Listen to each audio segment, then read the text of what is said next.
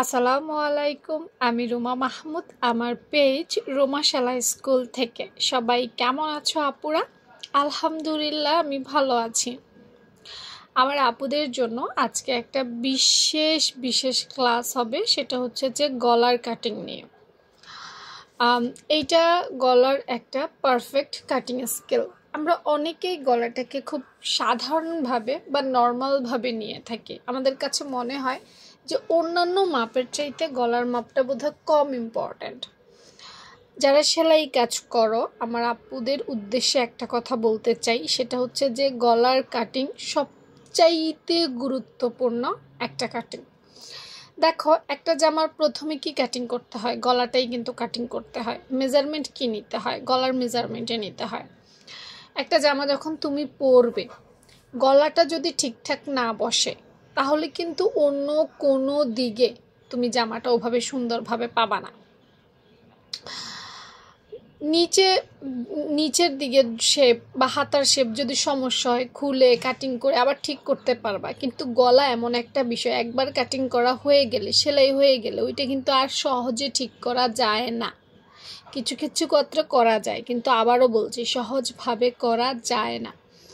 গলার ঘাড়, গলা, কাঁধ, এই তিনটা মিলেই গলার মেজারমেন্ট সেট করতে হয়। তো আমি যেটা চিন্তা করেছি আপুদের জন্য, যে গলার A to Z নিয়ে একটা সিরিজ বের করব।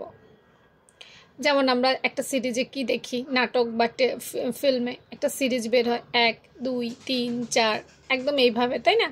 আমি একটা পূর্ণাঙ্গ একটা ক্লাস সেট করব, যাতে আমার আপুদের গলা নিয়ে আর কোনো ধরনের প্রবলেম না হয়। অর্থাৎ গলার খুঁটিনাটি সকল বিষয় নিয়ে আমি স্টেপ বাই স্টেপ একটা গলার কি করব, ক্লাস নেওয়ার চেষ্টা করব। তো যারা আসলে পেজে ফলো রাখবে, নিয়মিত ভিডিওগুলো চেক করবে, তারাই পাবা। প্রত্যেকদিন একটা করে দিব। হ্যাঁ, প্রতিদিন একটা করে দিব। আমি টাইমটাও মেনশন করে দিই। দুপুর 2টা বাজে, দুপুর 2টা বাজে যখন বাজবে, তখন একদম সুন্দর করে সিরিয়ালে একদিন একটা করে পাবা। মাঝে মাঝে কাজ থাকলে হয়তো গ্যাপ থাকতে পারে, সেটা আলাদা বিষয়। বাট একদম A to Z। গলা নিয়ে অনেক প্রশ্ন আছে। আশা করি এই পুরো সিরিজটা যদি তোমরা দেখো, পুরো একদম সিরিয়াল বাই সিরিয়াল, তাইলে কিন্তু অনেক কিছুই শিখতে পারবে। গলার মাপ থেকে শুরু করে সব কিছুই দেখানোর চেষ্টা করব। হ্যাঁ, তো তোমাদের উদ্দেশ্যে, কারণ আমি তো পারি, তাই না?